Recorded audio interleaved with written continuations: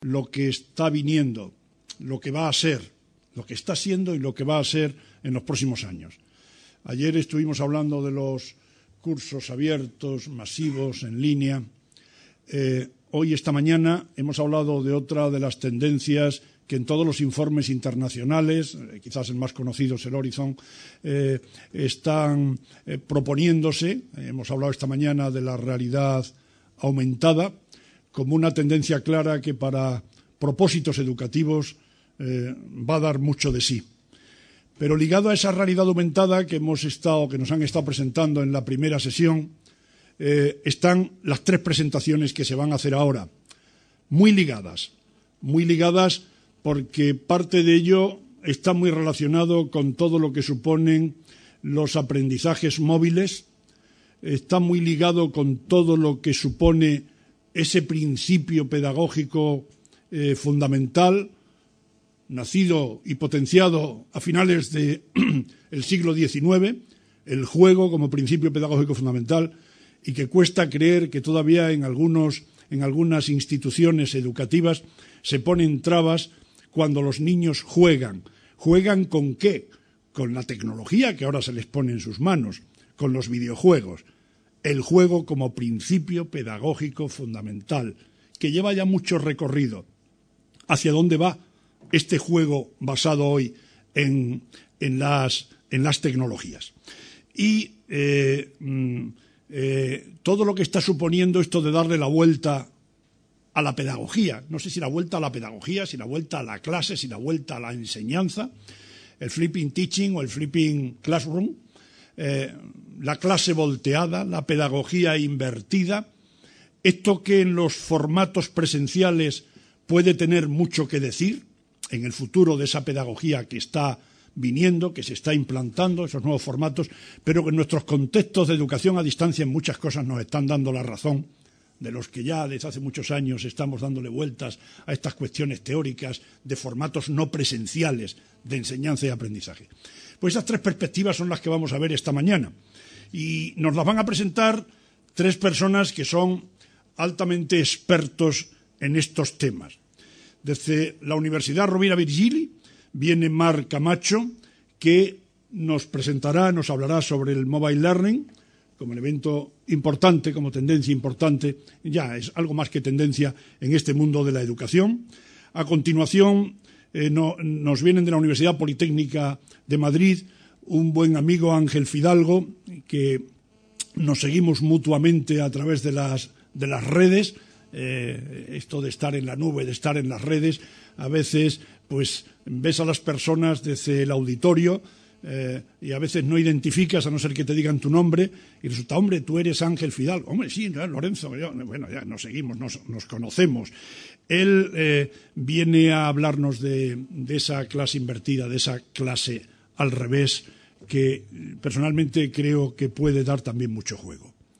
Y mi amiga Pilar Lacasa, que hacía un montón de años que no nos veíamos, y nos ha dado mucha alegría saludarnos. Ella fue compañera nuestra aquí también en la UNED y ahora viene de la universidad hermana de la Universidad de Alcalá.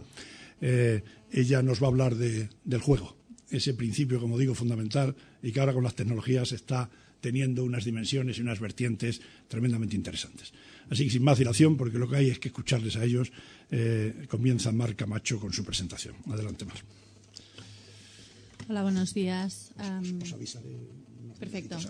Antes de empezar, me gustaría solo brevemente agradecer a Vicerrectorado de Coordinación, Calidad e Innovación Docente, al IUET, al CESEF, por su amabilidad en invitarme a venir a participar en estas jornadas, y también felicitarles por la calidad de los contenidos que se están presentando y también pues por la gran la participación y el debate que se genera a partir de todas estas intervenciones. Bueno, y antes de empezar, solo para ubicar un poco mi presentación, decir que yo llevo como unos 7 años trabajando en esto que se conoce como mobile learning. Cuando empecé a trabajar en ello no estaba tan de moda como lo está ahora. Por tanto, yo os puedo dar mi visión particular, que es lo que voy a intentar hacer a lo largo de la presentación, pero también os digo, antes de empezar, que yo no tengo todas las respuestas a tantas y tantas preguntas como surgen ahora respecto a este tema, porque es un tema que es candente, está pues presente en los medios y hay muchísimo debate, muchísima preocupación, tanto por parte de instituciones de educación superior como instituciones educativas de otros niveles, sobre cómo hacemos, qué podemos hacer para incorporar de una vez esas tecnologías móviles que nuestros estudiantes llevan en los bolsillos y que muchas veces pues no saben sacarles el máximo potencial, ¿no? Entonces, ese es un poco mi punto de partida. Yo trabajo en la Universidad Rovira i Virgili de Tarragona, trabajo con profesores, yo trabajo en la Facultad de Ciencias de la Educación. Mis alumnos son básicamente futuros profesores y ese es el punto de partida de mi presentación. Por otra parte, en abril me incorporé en la sede central de París de la UNESCO, donde tienen un equipo que trabaja solo y únicamente en este ámbito, en mobile learning, y allí estoy pues colaborando desde mi perspectiva como experta, entre comillas, desde el ámbito pedagógico, para ayudarles a desarrollar y a implementar diferentes planes de implementación de tecnologías móviles en diferentes países del mundo. Por tanto, pues bueno, os voy a contar un poco brevemente lo que hacemos allí, también vinculado a lo que he ido haciendo yo a lo largo de estos años. Y sin más dilación, pues empiezo. Una primera pregunta.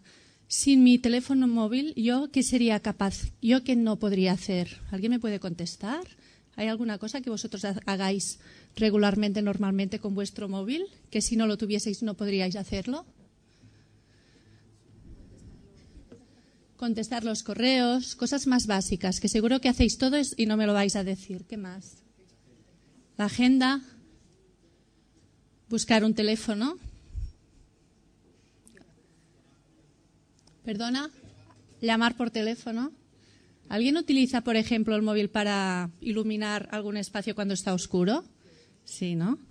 Bueno, yo siempre empiezo con esta pequeña diapositiva, ¿no? Que dice, no sabría qué hora es, no sabría ningún número de teléfono, no sabría los números a los que tengo que llamar, no sabría la fecha a la que estamos, no sabría o no podría enviar mensajes a mis amigos cuando yo estoy en su casa, ¿no?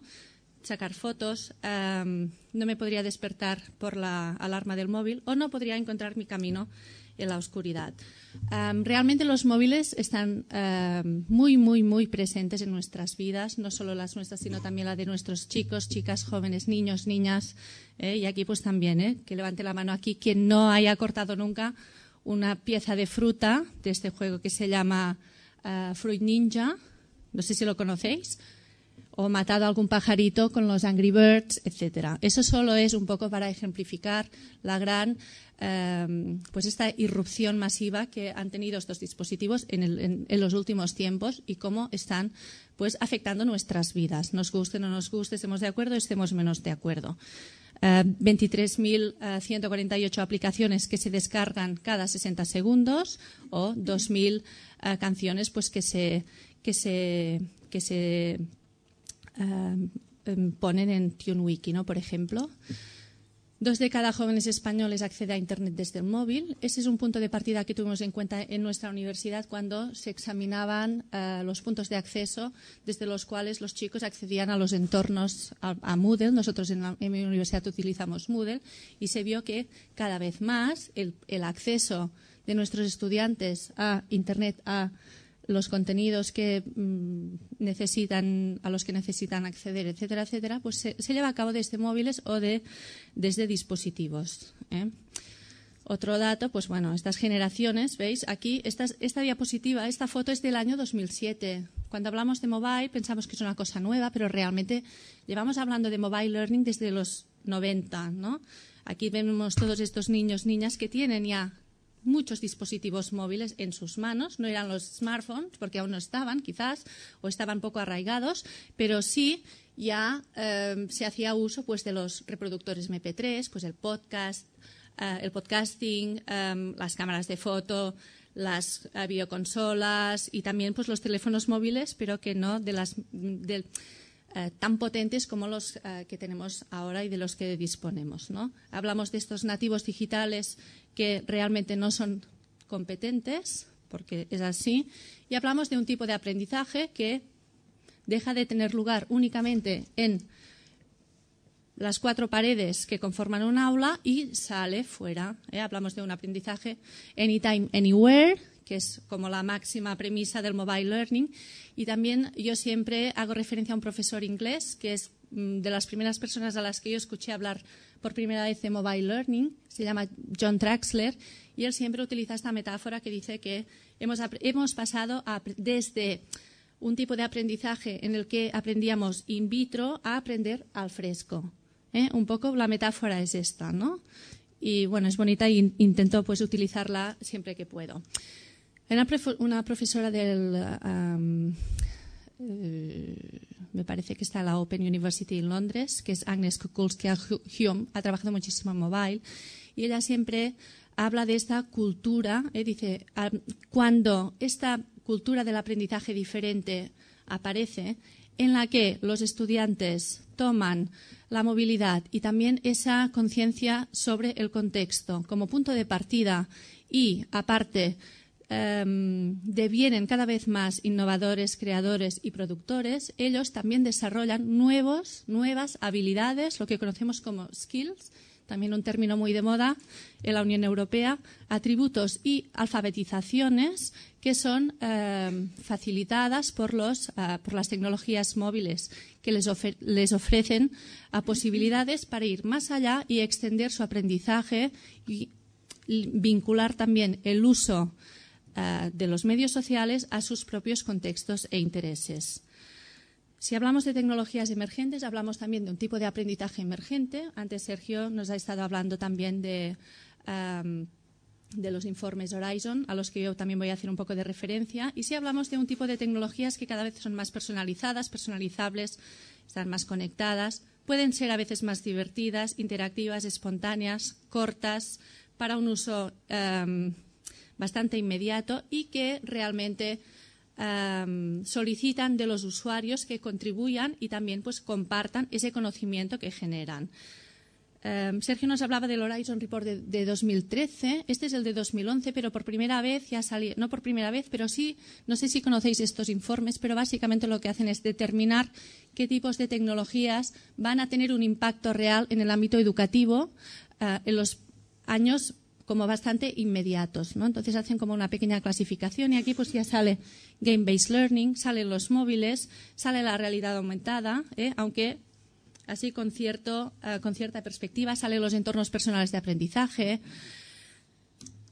En el informe Horizon del 2012, por primera vez aparecen un par de tecnologías que no se habían recogido nunca, que son las apps educativas, como la tecnología que crece cada vez más y más en dimensión, sobre todo en el ámbito de la educación superior, y que realmente va a impactar no solo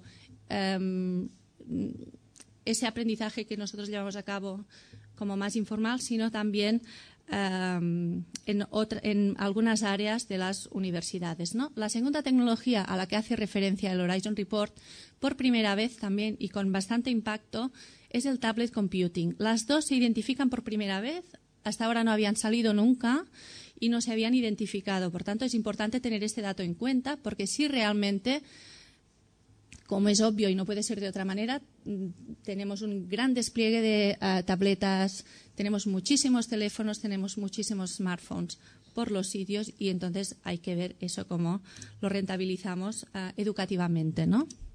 Si hablamos de mobile, decir como punto de partida que la definición y alcance del mobile learning es fundamental para el debate sobre el uso pedagógico de los dispositivos móviles.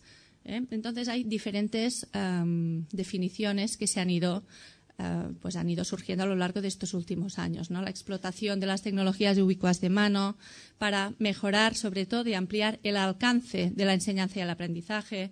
No se trata solo de distribuir contenidos mediante los dispositivos móviles, sino sobre procesos de conocer, operar y aprender a través de nuevos y cambiantes contextos de aprendizaje. Súper importante.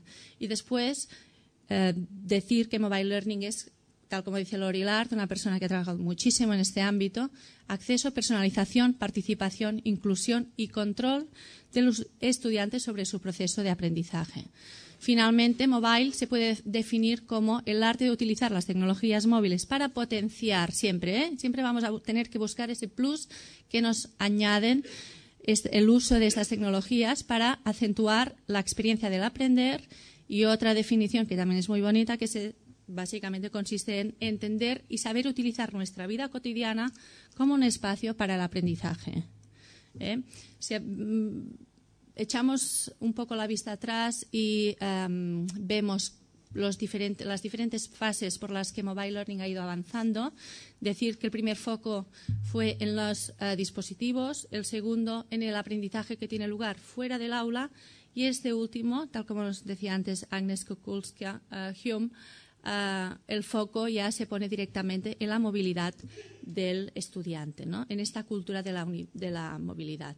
Decir que hace un par de años desde la UNESCO se iniciaron como una serie de movimientos para empezar a explorar y ver cómo las tecnologías móviles podían afectar al aprendizaje y desde la UNESCO ya surgieron las primeras publicaciones, policy guidelines básicamente, guías para países, sobre todo para instituciones educativas que quieren incorporar las tecnologías móviles en sus procesos, pues para dar unas pequeñas pautas, guías, ayudas muy básicas, pero inicialmente pues eso ya fue un punto de partida importante.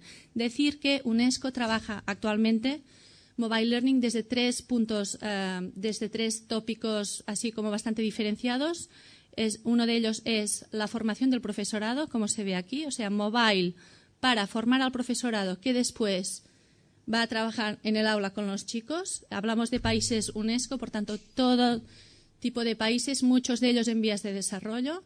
Un segundo foco centrado en el uso de los dispositivos móviles como herramienta para el empoderamiento de las niñas y las mujeres.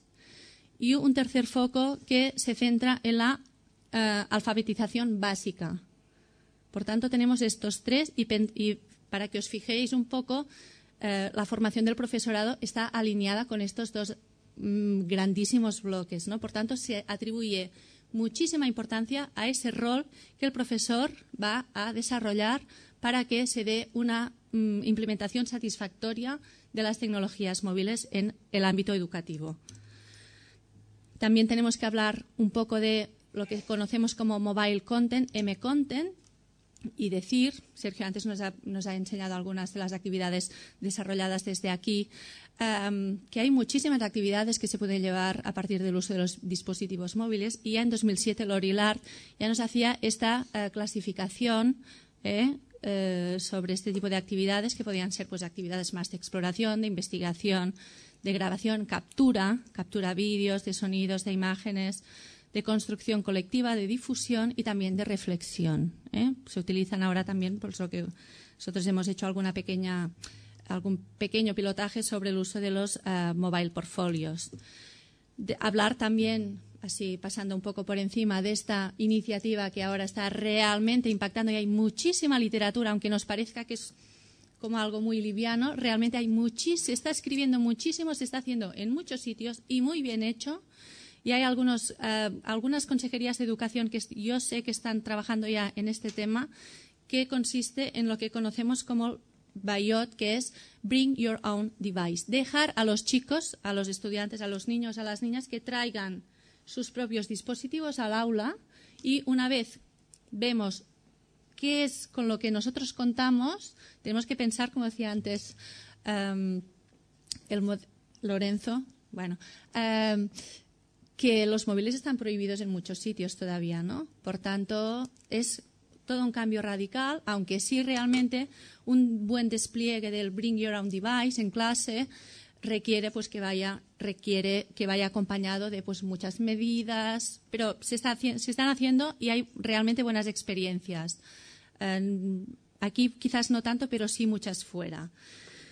Podemos hablar también de algunas estrategias para diseño de cursos y para diseño de pequeñas actividades basadas en el uso de dispositivos móviles, teniendo en cuenta pues, los destinatarios, los objetivos de aprendizaje que hay que alcanzar, qué tipo de tecnologías móviles utilizaremos, qué apps, si hay apps, qué dinámicas y metodologías, cómo será ese diseño de las actividades, qué taxonomía se utilizará para clasificarlas y, finalmente, cómo vamos a evaluarlas. Otro punto importantísimo, la monitorización y la evaluación de cualquier tipo de iniciativa que iniciemos bajo este paradigma, ¿no? Un poco, porque realmente sí hay mucha gente que utiliza iPad, sí hay mucha gente que utiliza móviles, o mucha o poca, pero sí hay experiencias, pero realmente hay muy poca evidencia científica que nos permita construir modelos sólidos.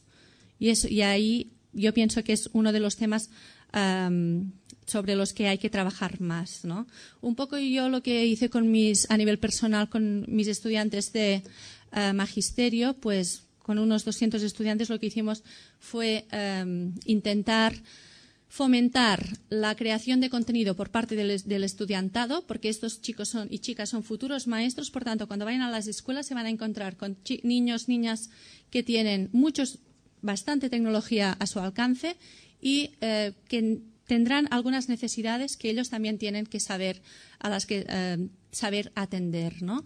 Un poco. Entonces, el proyecto se inició a partir de una colaboración que yo estaba realizando con unas personas, profesoras de un equipo de Australia, de Inglaterra y Alemania, y básicamente consistía en diseñar procesos de colaboración a partir del uso de los dispositivos móviles y las herramientas sociales, y un poco básicamente lo que pretendíamos era diseñar y pilotar pues cómo los móviles pueden contribuir a la formación inicial, sobre todo. También se podría hablar después de la formación in service, mientras los profesores están trabajando, sobre todo para el desarrollo profesional de los docentes. Que, como hemos dicho, era una de las líneas prioritarias de la UNESCO. Los ejes sobre los que se fundamentó el proyecto fueron el uso de un entorno virtual que es Moodle Mobile, o sea, accedemos a Moodle, al entorno virtual, desde los teléfonos móviles. Fomentamos la creación de materiales y de contenidos móviles y también hacemos una pequeña incursión sobre las apps educativas y, finalmente, pues exploramos cómo se puede fomentar y la creatividad y también la alfabetización del alumnado en el uso de las tecnologías móviles, porque realmente sí los tenemos en el bolsillo, pero no estamos preparados para saberlos utilizar y sacarles su rendimiento. Perfecto. Un poco así.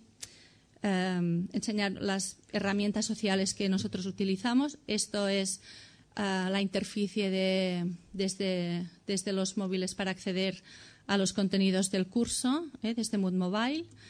Y algunos ejemplos de actividades con los que nosotros trabajamos y diseñamos, pues son actividades de geolocalización, quizás no muy sofisticadas, pero sí son actividades que diseñan los propios chicos y chicas, que son los que después realmente lo van a implementar. Si podemos, yo lo que siempre hago, aunque no estén en practicum, siempre les pido si pueden ir a alguna escuela a probar, y si podemos, pues lo hacemos, ¿no? Entonces, está bien que tengan feedback sobre lo que ellos mismos diseñan y hacen. Actividades de realidad aumentada de códigos QR, Show and Tell with a Cell, que básicamente consiste en documentar procesos. Por ejemplo, van a un laboratorio y documentan pues todo un proceso químico. Cualquier tipo de cosa se puede documentar, ¿no? Con un móvil, con una cámara, con un archivo de voz y 4 imágenes, y el resultado siempre es muy flashy, ¿no? Es muy espectacular. Mobile Storytelling, que también es una de las cosas en las que hemos trabajado más. Las cazas del tesoro, Scavenger Hunts. Y, finalmente, el uso de podcast, que esto ha estado siempre y seguimos manteniéndolo. Tenemos como ayer alguien, me parece, no sé si era, no sé quién era, alguien en la mesa habló de taxonomía de Bloom, se ha hablado del TPACT, modelo de Puña también. Hay millones de formas de clasificar las cosas, pero bueno, utilizar, por ejemplo, las 6 habilidades de pensamiento de orden superior establecidas por la taxonomía de Bloom, cuando está realmente diseñada para la era digital, Y entonces hay muchísimos sitios en la web que lo que hacen es clasificarnos todas las apps o muchas o algunas apps de acuerdo con esta tipología de procesos. Esto puede ser una aproximación, se pueden utilizar muchísimas. Esta es una aplicación que utilizamos, también utilizamos los badges, ¿no? Los badges para fomentar pues un poquito de competitividad entre nuestros alumnos, la creatividad, la emprendeduría también. Y bueno, pues una aplicación para mobile storytelling. Y aquí también pues la clasificación de diferentes aplicaciones para los diferentes procesos que podemos seguir cuando creamos historias desde nuestros móviles, ¿no? Desde los vídeos, el mind map, ¿no? La creación de mapas conceptuales para empaquetar historias, las imágenes, la geolocalización y finalmente las aplicaciones de voz, aunque hay muchísimas y muchísimas. Esto no acabaríamos nunca. Y aquí enseñaros productos que han hecho nuestros alumnos de magisterio, con muy poca formación, siempre dándoles bastante libertad. Y esto, pues si veis en la imagen de la izquierda, pues esto es la reproducción de un aparato digestivo para trabajar con alumnos de primaria, y todo esto lo han diseñado ellos. La segunda es el uso de realidad aumentada para trabajar las partes del cuerpo. Y el tercero es una pequeña historia, un mobile storytelling que han hecho básicamente todo el proceso desde los propios móviles. Ya para acabar, si no Lorenzo me va a reñir, algunos retos, pues presiones económicas y nuevos modelos de educación que retan a los métodos tradicionales de educación superior, hace que se necesiten nuevas métricas metodológicas para integrarlas, también nuevas formas investigadoras que confluyen en la actual cultura de la movilidad y la alfabetización tanto de profesorado como alumnado en el uso de las tecnologías móviles continúa siendo una necesidad en cada disciplina y profesión. Es necesario diseñar actividades, experiencias de aprendizaje que contemplen el valor añadido, esto es importantísimo, que nos pueden ofrecer las tecnologías móviles y nos aseguren la consecución de determinados objetivos de aprendizaje.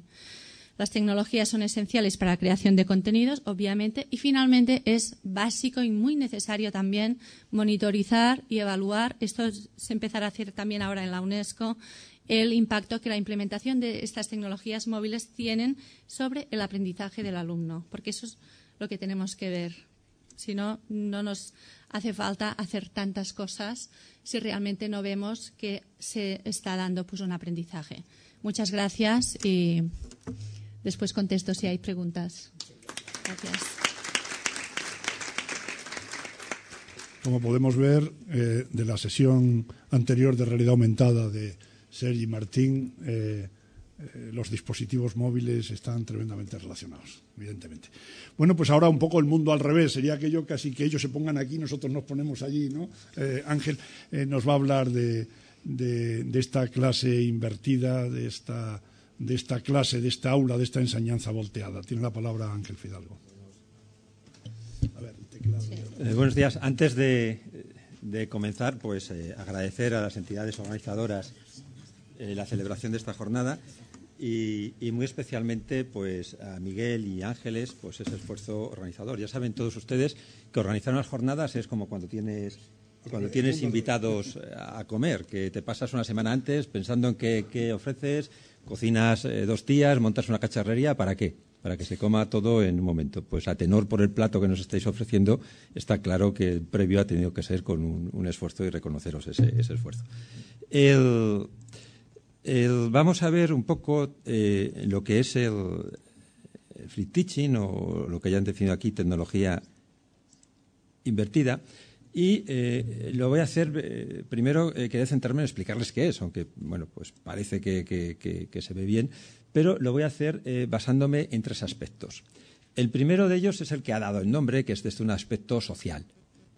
Si ustedes en cada uno de nuestras ciudades salen a la calle y paran a cualquier persona de cualquier edad y le preguntamos qué es eso de la educación, qué es eso de la formación, lo que nos van a decir seguro es que, pues mira, te vas a un aula y allí te dan la lección y te vas a casa y en casa haces los deberes. Esa es la percepción social de lo que es la educación.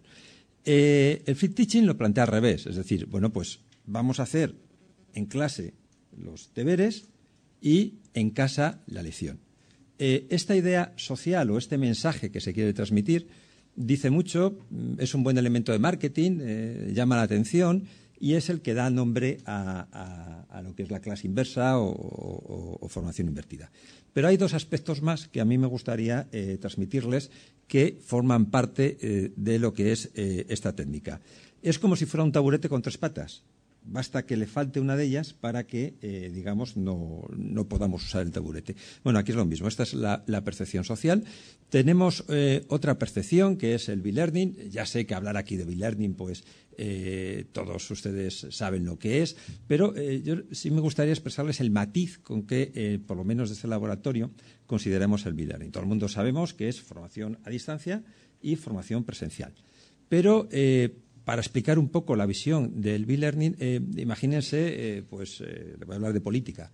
En política tenemos la izquierda, el centro y la derecha. Y el centro debe tener algo bueno porque tanto la derecha como la izquierda parece que se aproximan al centro. Un partido de centro, que tiene cosas de derecha y de izquierda, pues normalmente no es que tenga la mitad de los diputados de izquierda y la mitad de derecha, o un 30% de derecha y un 70% de izquierda. Eso sería el rosario de la aurora. Es decir, si en mi plataforma o en mi partido tengo esos dos elementos, acabarán mal.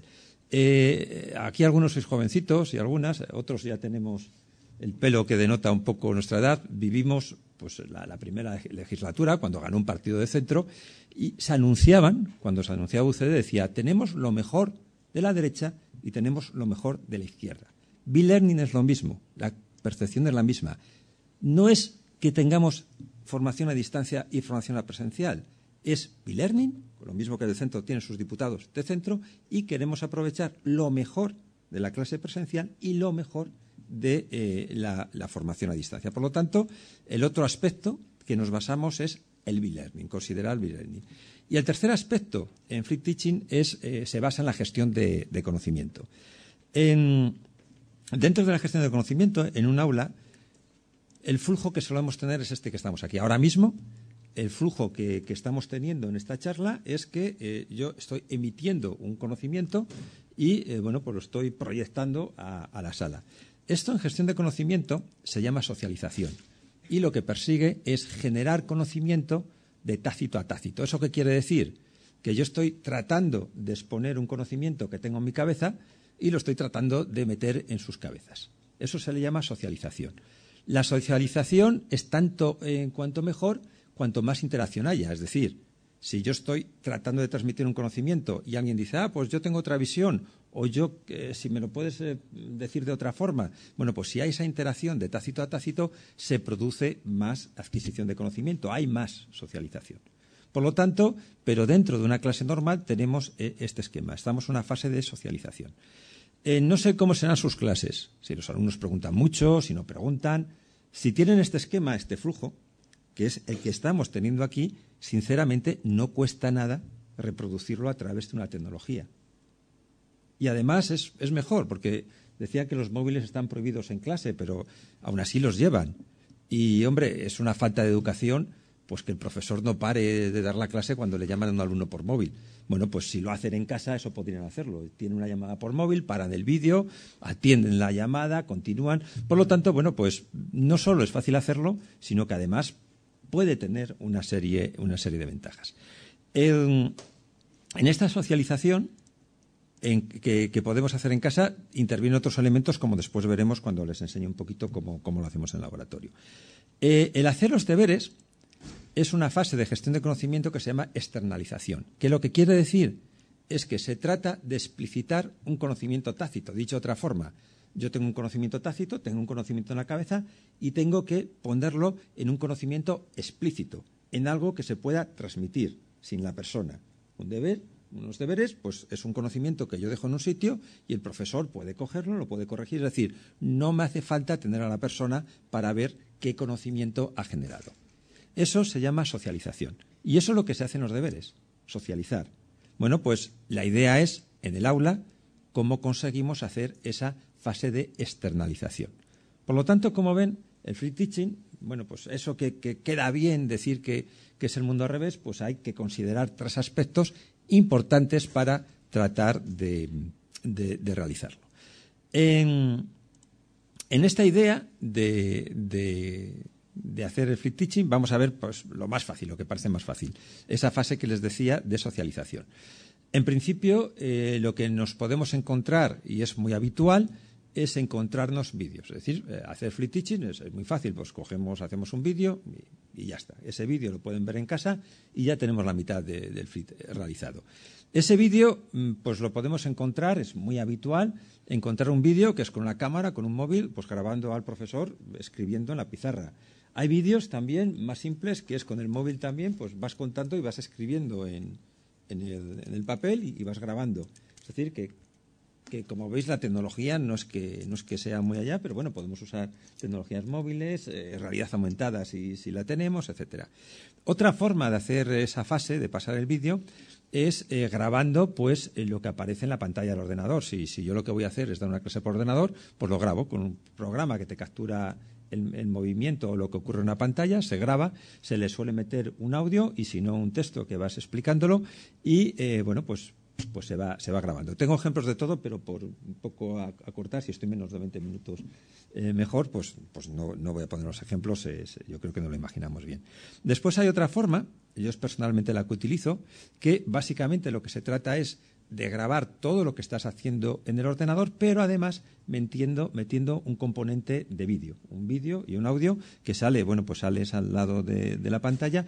A nosotros nos gusta más esto por el efecto de personalización. Sabéis que todo lo que es tecnología, en teoría, tiende a deshumanizar, entre comillas, pero entonces tratamos de reproducir esa humanización. No es lo mismo estar viendo la cara del profesor que está contándolo a estar viendo el audio. Hay estudios donde se demuestra que la atención o la percepción que tiene el alumno de que está ahí el profesor es mayor. Y también pues lo podemos hacer con una calidad mayor en un estudio de grabación donde pues vamos allí, nos vamos a una serie de sesiones y eso pues nos lo hacen de forma pues bastante profesional. Esta fase, todo esto que estoy contando, es lo que ha dado origen a muchas buenas experiencias, buenos casos de éxito. Por ejemplo, la Academia Khan, que es un lugar donde hay muchos vídeos educativos y donde se tiene una formación pues bastante usada y popular, pues se basa básicamente en este tipo de vídeos, en la pizarra, en el boli y el papel, etcétera, etcétera. Y es bastante conocido y eso siempre se cita como un ejemplo de flip teaching. Pero es, como veis, una parte. La grabación más profesional, ayer tuvisteis la sesión de los MOOC, pues es el método que ha seguido Miriada. Miriada X, en sus especificaciones, nos, entre comillas, obligaron a tener un vídeo con una calidad concreta, con los subtítulos para que se pudieran ver, en este caso, pues por personas con discapacidad auditiva, y también pues los MOOC han hecho gala de usar Flip. Pero esto, ya os digo, esto que os estoy contando sería la parte social, la parte de percepción social. Pero recordar que decía que es que no es solo la percepción social, es decir, la lección en casa es e-learning y es gestión de conocimiento, de socialización. ¿Cómo lo hacemos? ¿Cómo unimos esas 3 patas? Nosotros lo hacemos de esta forma. También tengo enlaces a la asignatura, pero insisto, por un poco tratar de acotar. ¿La idea cuál es? Nosotros, evidentemente, tenemos el vídeo. El vídeo grabado, que un poco lo que haces en el ordenador queda reflejado, y el audio. Además, ponemos un guión de la presentación. Es bueno que los alumnos, además del vídeo, tengan un guión donde se destacan los aspectos más relevantes o más importantes que yo quiero transmitir en esa lección, por decirlo de alguna forma. Además, tienen un material complementario. El material complementario no es decir, y he encontrado esto por Internet, es o una visión distinta a lo que estás contando o un conocimiento más científico o más amplio, más académico, porque sabéis que en lo que es los vídeos normalmente no se suelen hacer de más de 10 minutos y el vídeo lo que tiene que ser es ameno y divertido. O, bueno, divertido, por lo menos entretenido, y porque una lección de 50 minutos como las que me daba a mí el profesor de estadística, que es que en presencial te dormías, pues en vídeo te vas a dormir, o bueno, no solo dormir, sino que lo dejarás. Por lo tanto, hombre, las cosas más duras que requieren codos que requieren concentración y asimilación, pues ¿por qué no? Lo dejamos en un PDF o en un prototipo o en un ejemplo o en una actividad práctica, lo que queramos. Además, tratamos de socializar. Por lo tanto, hay un foro. Cada lección tiene un foro. Y ese foro, ¿qué te dan? Una idea. O yo no he entendido esto. O oyes, pues, ¿por qué no usas esto que he encontrado por Internet, que es mucho mejor? Es decir, socializar. Es verdad que reproducimos lo que podemos encontrar en un sitio presencial, pero en vez de síncrono, en asíncrono, que tiene sus ventajas y sus inconvenientes que no voy a entrar ahora. Y después un cuestionario. Un cuestionario que no es un cuestionario para decir, suspendes porque no te lo sabes. El cuestionario es lo que llamamos barreras de conocimiento. Y las barreras de conocimiento, lo único que decimos es decir, mira, chico, de aquí no pasas hasta que yo no esté seguro que 4 conceptos básicos que quiero transmitir lo sabes. Entonces el cuestionario lo puedes hacer las veces que quieras, por supuesto. Y con el vídeo al lado, por supuesto. Que no es evaluar, que no es que no me copien, que es que quiero que 3 conceptos clave los tengan.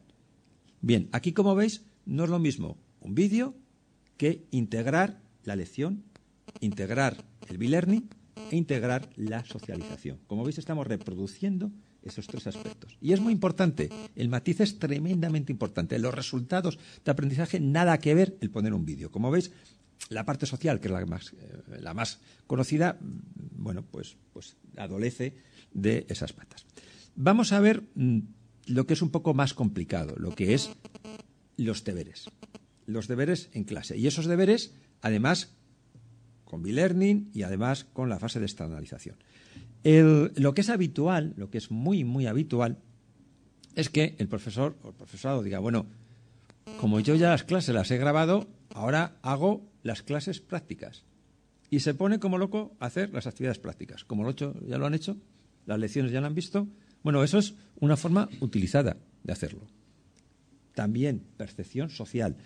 Otra forma, y es una variedad que es clásica y está ganando bastantes adeptos, es parecido a lo que hemos visto antes, pero concepto taller. ¿Concepto taller qué es? Que el profesor está al lado de los alumnos, está paseando. Y el resto de los alumnos haciendo la clase práctica. Eso hay estudios científicos demostrados en artículos donde dicen que solo que el profesor esté por ahí paseando, ya, bueno, pues es algo, los resultados son mejores. Es verdad que ese profesor también puede estar no solo paseándose y comiendo pipas, sino que puede estar mirando a ver qué está haciendo la gente y si ve que las personas fallan en algo, dice, todos quietos, que lo que voy a explicar es algo que parece que no estáis entendiendo bien o aquí estáis atascados, os voy a ayudar un poco. Otra variedad es hacer lo mismo pero con grupos.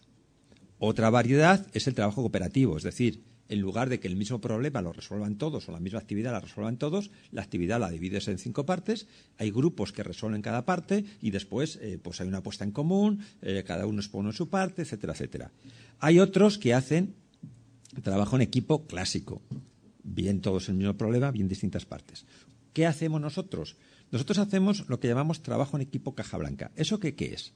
Un trabajo en equipo, pues normalmente es una de las cuestiones que todo el mundo hacemos, todo el mundo sabe, pero corregimos o evaluamos el resultado del trabajo en equipo. En nuestra planificación docente dijo, les enseñamos las competencias de trabajo en equipo y al final ¿qué hacemos? Evaluar el resultado, que no evaluamos ni competencias ni nada. Caja blanca, ¿qué quiere decir? Que el profesor está al lado de los alumnos haciendo el trabajo. Y esto que puede parecer una burrada, con las técnicas de e-learning, de flip teaching y de gestión de conocimiento se puede hacer. Nuestros alumnos están haciendo el trabajo y nosotros tenemos o se va registrando, bien con dispositivos móviles, bien con Moodle, que es donde lo estamos haciendo, lo que van haciendo los alumnos. Claro que veo si han colaborado, si han participado, si se han dado ideas. Claro que puedo meterme y corregirles. Mínimo les hacemos 2 evaluaciones formativas para ayudarles. Entonces, bueno, pues eso es nuestra idea de hacer los deberes de forma cooperativa. ¿Por qué? Porque queremos socializar y externalizar, es decir, que intercambien tácito y que nos dejen algo que sea tangible. Eso es free teaching. Bien, esa es un poco la idea. Creo que más o menos queda claro. En los 5 minutos que me queda, ventajas e inconvenientes. Muy rápidamente lo vamos a entender. Imaginaros que Ángeles nos llama a todos que estamos aquí y nos dice que vamos a hacer las flip jornadas. Esto de aquí, pues nada. Bueno, pues en principio es fácil. Yo este vídeo lo grabo, se lo pongo, lo ven antes y ya está. Desventajas. Somos muchas personas las que vamos a contar cosas en estas jornadas. Seguro que alguien nos dice ese Ángeles y nos entra miedo escénico. Conozco, y creo que todos conocemos personas excelentes didactas, profesorado excelente, conferenciante excelente, pero grabarse, chico, eso ya... Yo tengo un colega que hasta le da miedo verse cuando le graban en un vídeo así sin ser premeditado. Miedo escénico. Y encima, si es a un sitio de grabación estudio, vamos, que están hablando, me dicen algo, no me dicen nada, me dicen a mí, me miran a mí. O en casa, hoy me he tocado aquí, voy a repetirlo. Bien, a mí personalmente me entraría pánico como desventaja. Vale, ustedes ya han visto mi vídeo. ¿Y ahora qué hacemos aquí? ¿20 minutos aquí nosotros haciendo deberes? Pues a mí así de pronto no se me ocurre nada. Y a ustedes a lo mejor tampoco. No tenemos la inercia que tenemos para hacer otras cosas. Por lo tanto, otras desventajas. Sobreesfuerzo. Probablemente alguien diría, Ángeles, oye, es que nos estás engañando. Claro, 3 días para ver los vídeos y ahora 3 días aquí. Esos son 6. No son 3, son 6. Mucho profesorado dice, qué bien, grabo las clases, las pongo y todo el tiempo para hacer otra cosa. Que no, que se trata del tiempo que tengo, de los 3 días que tengo. Si lo hago en Flip Teaching, pues una parte será en casa y otra parte será haciendo los deberes, pero no amplío. Uno de los problemas es que mucha gente se quita las clases. Eso que se llama hacer trabajar más a la gente, eso no tiene gracia, eso no es ni método. Si yo hago trabajar más a la gente, obtengo mejores resultados, también sería. Pero no se trata de hacer trabajar más a la gente. Y otro, por la gran pregunta que nos hacen los alumnos. Oiga, ¿y usted cómo me va a examinar? Pues como siempre, pues vaya. ¿Y me hace usted ver en casa y después hacer deberes y hacer aquí un show? Como me dijo un alumno, pues mira, si quieres que me vista de lagarterana y baile, me visto de lagarterana y bailo. Si yo lo que quiero es aprobar. Pero hombre, no se trata de eso. Esos son, a grosso modo, las principales desventajas. Principales ventajas. Todos somos docentes. Imaginaros que nuestros alumnos vienen con los conceptos previos que se supone que deberían saber. Alucinaríamos. ¿A que nadie haría la misma clase si ya sabemos que nos vienen con los conceptos previos? ¿Y si nos vienen con la lección leída? ¿Qué haríamos? Maravillas. ¿Y si nos vienen con la lección aprendida? ¿Qué haríamos? Maravillas. Bueno, eso es uno de los objetivos de Flip Teaching. Con el método que les he enseñado, podemos garantizar que nos vienen con una parte de la lección aprendida con las barreras. Ventaja, no voy a entrar aquí en temas pedagógicos, que eso si leéis por ahí, la imaginación se desborda. Pero intuitivamente creo que todos haríamos cosas distintas. La adaptabilidad. Estas 3 cosas que les he puesto, claro que lo usamos para eso, Flip Teaching. O para los conceptos previos, o para que tengan un poco idea, o para que se aprendan la lección. Depende. Adaptabilidad, ¿qué quiere decir? Que yo con estas técnicas me voy a adaptar mejor los recursos individualmente a los alumnos, a los grupos. Que estamos haciendo trabajo en equipo caja blanca, que es la máxima adaptabilidad. Esto, claro, que nos lo permite el Flip Teaching. Y una participación activa de los alumnos. Es verdad que los alumnos participan de forma activa. La última experiencia que tenemos aquí, nuestros alumnos han hecho Flip Teaching. Yo, por problema de la pierna, pues no he estado debajo, no he podido ir a clase, ha dado igual. Teníamos unas sesiones donde los alumnos tenían y todos lo han usado la misma técnica que he usado yo, con la misma herramienta. Lo han hecho ellos. Está todo aquí. Entonces, bueno, pues lo hemos reorganizado. Claro que participan de forma activa. Y después, para mí una cosa tremendamente importante es el movimiento en abierto. Cuando hacemos este tipo de cosas, cuando vamos a externalizar el conocimiento, procuramos o que sea nuestro o que sea en abierto. Y eso realmente lo que estamos favoreciendo es una serie de principios que ahí están, que bueno, están claros por la UNESCO y la OECD, y es lo que estamos persiguiendo con este tipo de cosas. Y ya para finalizar, solamente comentarles que es una técnica, no es un modelo. Por lo tanto, como cualquier otra técnica, ¿qué podemos hacer? O usar una parte, no todo, una parte nos vendrá bien, o en una parte de la asignatura. Bueno, pues esto es todo. Gracias por la atención.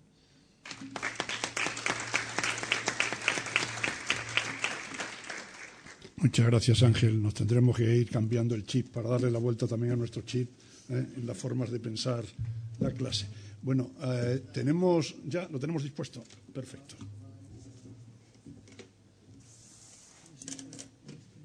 Sí, el teclado y el ratón.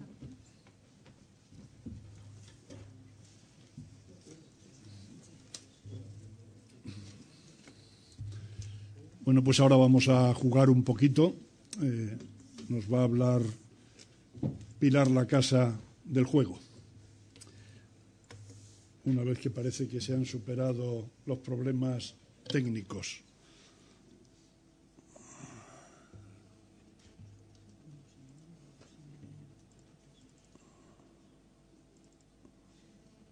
Bueno, vale.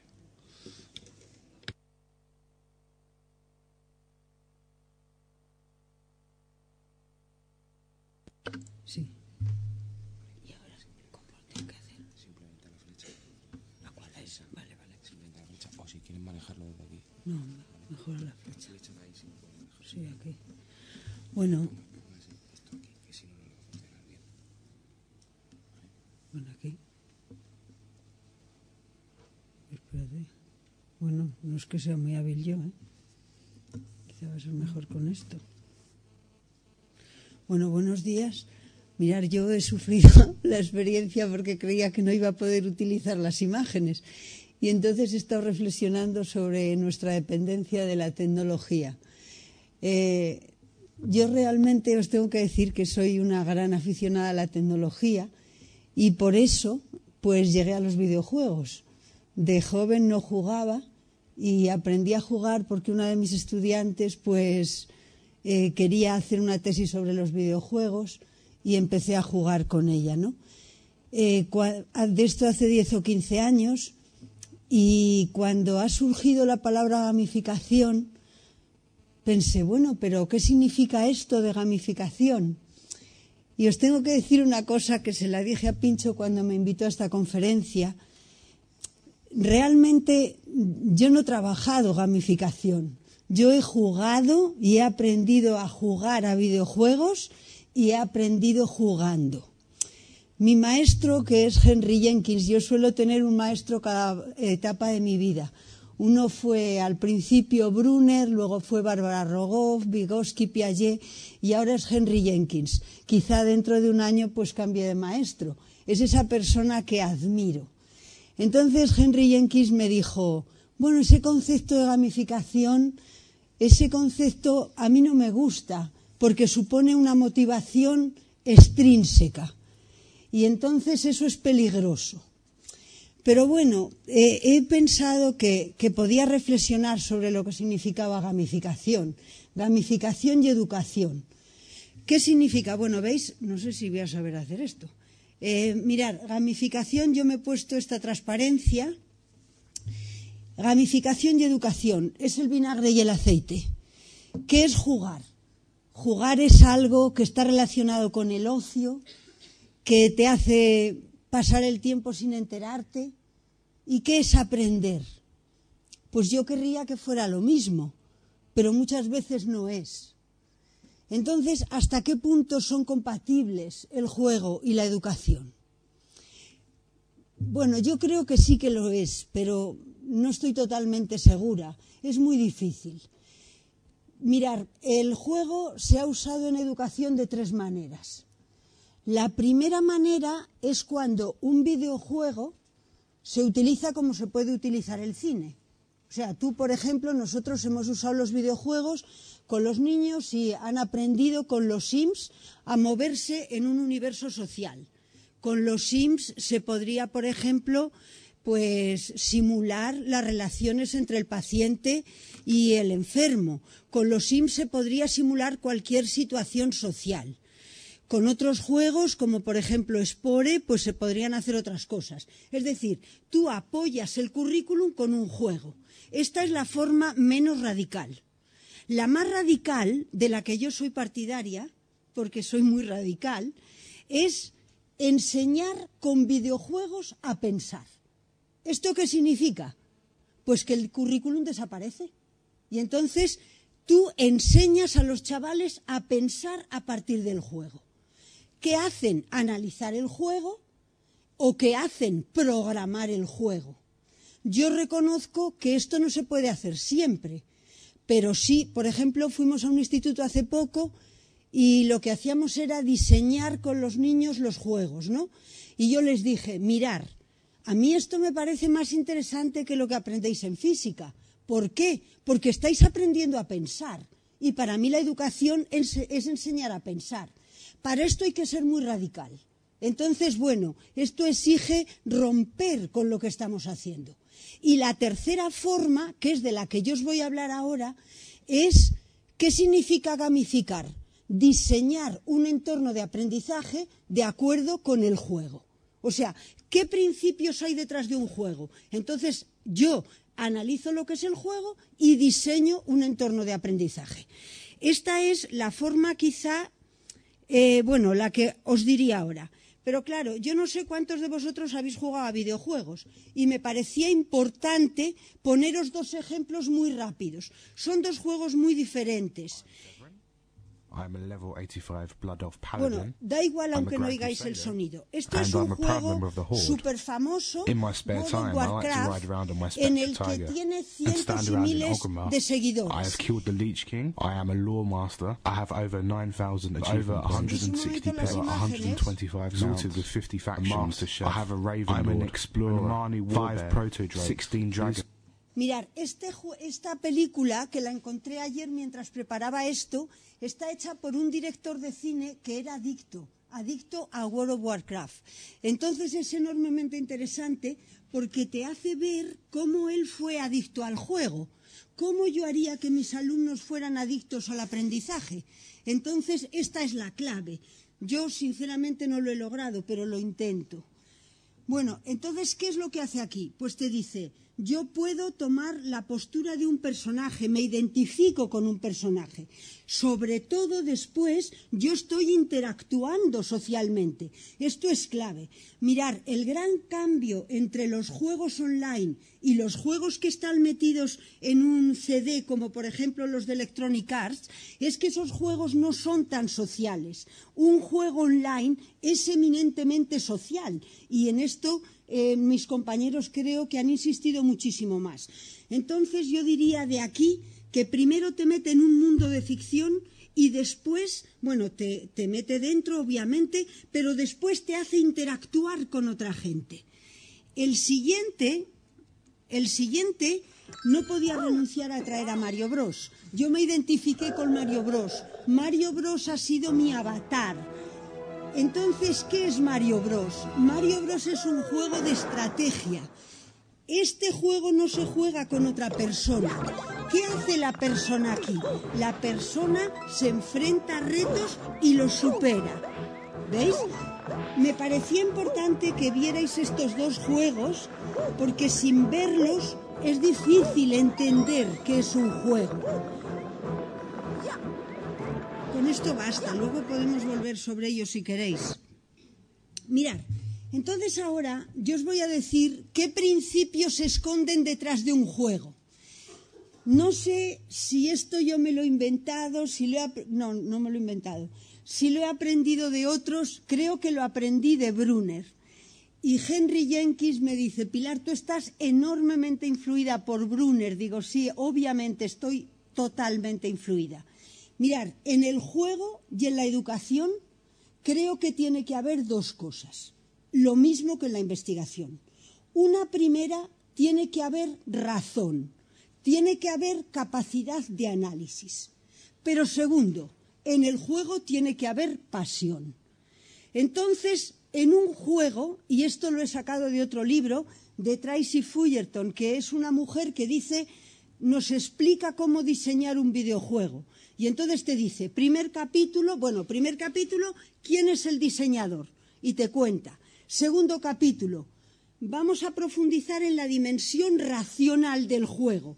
Nosotros tenemos que enseñar racionalmente. Yo a mis alumnos les digo, yo os tengo que enseñar a pensar, no a creer o a ser apasionados. Primero hay que defender racionalmente las ideas.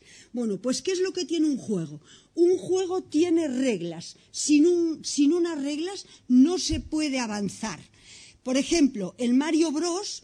Mirad, yo pasé una época enormemente interesante en mi vida y os la cuento aquí. Yo aprendí a jugar con mi nieta a Mario Bros. Y entonces yo estaba totalmente enganchada y quería superar todos los niveles de Mario Bros. Entonces no sabía. ¿Qué hice? Pues yo me cogí los manuales Y entonces, junto con la niña y además los vídeos de YouTube, juntas descubrimos las reglas del juego. O sea, ¿cómo podemos hacer para matar al monstruo que había en el castillo de Mario Bros? Yo solo lo sé si conozco las reglas del juego. Y las reglas del juego, aunque esto está prohibido entre los jugadores, están en los manuales, en los walkthrough, en las guías que están en YouTube. Mis alumnos dicen, Pilar, tú no mires la guía, que esto no está bien, pero la guía es lo que te dice la regla, y la regla es la razón. ¿Vamos a diseñar estrategias y entornos de aprendizaje de acuerdo con la razón? Obviamente tenemos que enseñar a los estudiantes a razonar. ¿Cuál es el otro elemento? Este me encanta. Es buscar la meta. Mirad, esto, fijaros, he buscado este dibujo, y este dibujo es de una canción. El educador tiene que tener una meta, igual que el jugador tiene una meta. ¿Cuál es la meta? Pasar las pantallas del juego. ¿Cuál es la meta de Mario Bros? Pasarte los 8 mundos. ¿Cuál es la meta de World of Warcraft?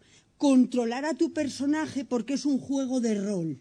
Os recomiendo, ya os subiré estas transparencias a YouTube para que tengáis bueno, a YouTube no, a lo de Prezi que se pueden subir. Pondré 2013 UNED la casa y las encontráis. Bueno, entonces, ¿qué es la meta? La meta es como yo tengo que... O sea, la meta es el final del juego. ¿Cuál es la meta mía como enseñante? ¿Nos la hemos planteado?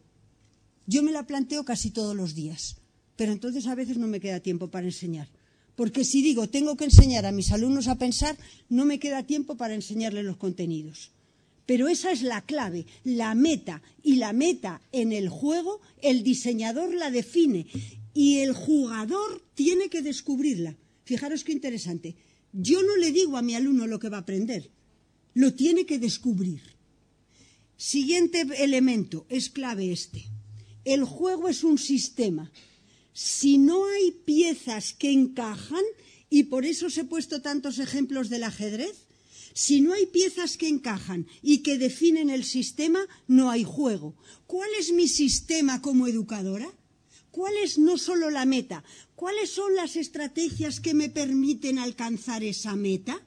Si solo dijera hasta aquí, estaría diciendo que soy partidaria del diseño instruccional, pero vais a ver luego cómo no es así. Siguiente, este me encanta. El juego tiene conflicto. Si no hay conflicto, no hay juego. ¿Por qué? Porque yo no conozco las reglas. Cuando quise aprender las reglas de Mario Bros, me tuve que poner a descubrirlas y las verbalizaba con mi nieta. Y fijaros, ya me estoy acercando al siguiente paso. Me apasionaron tanto que ni mi nieta ni yo podíamos dormir. Su padre me llegó a decir, oye, ¿qué estás haciendo con la niña? La niña tenía 6 años. Estaba todo el día pensando cómo iba a matar al monstruo. Y yo con ella, aprendiendo cómo íbamos a matar al monstruo. Entonces, nosotros llegamos a apasionarnos para enseñar algo. El juego es conflicto. ¿Por qué? Porque el jugador tiene que... No siempre sabe la regla. Él tiene que enfrentarse a la regla, descubrirla y chocar contra una pared para saltarse la pared. Y ahora viene lo que a mí más me gusta. En el juego hay 2 partes. En el juego hay no solo razón, en el juego hay drama. Mirar, en la gente que es teórica de los videojuegos, el gran tema, por lo menos hasta hace 3 o 4 años, era si los juegos cuentan historias.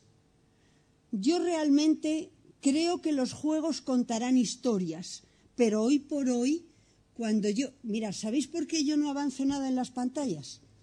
Porque no tengo costumbre de jugar, tengo poco tiempo y me paso el rato tratando de descubrir las reglas del juego. O sea, por ejemplo, ahora mismo estoy atascada hace casi un año en una pantalla de Final Fantasy. No sé descubrir la regla. Me pongo a pensar y me desanimo.